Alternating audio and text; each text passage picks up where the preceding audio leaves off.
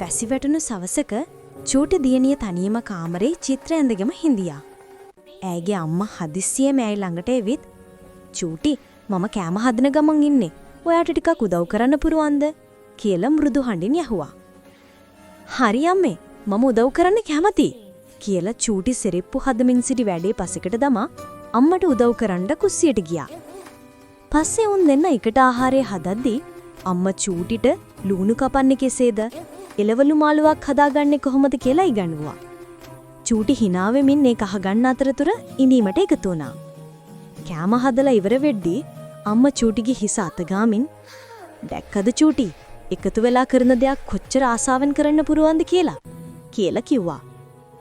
චූටි අයගේ අම්මට තදින් ලං වී "අම්මේ, මම ඔයා එක්ක වැඩ කරනකොට මට හොඳට පැහැදිලි. අපි හෙටත් එකට කෑම හදමු නේද?" කියලා කිව්වා. අම්මා සිනාසෙමින් අයව බදාගෙන "අනිත් දවස්වලත් අපි එකතු වෙලා කෑම හදමුයි" කියලා පිළිතුර දුන්නා. එදා සවස ඔවුන් දෙන්න කෑම ගැනීමට හිඳගෙන සිටින්නේ වෙනදාටත් වඩා සංසුන් සහ සැනසිලිදායක සිනහාවක් ගෙදර පුරාම පතුරවාගෙනයි.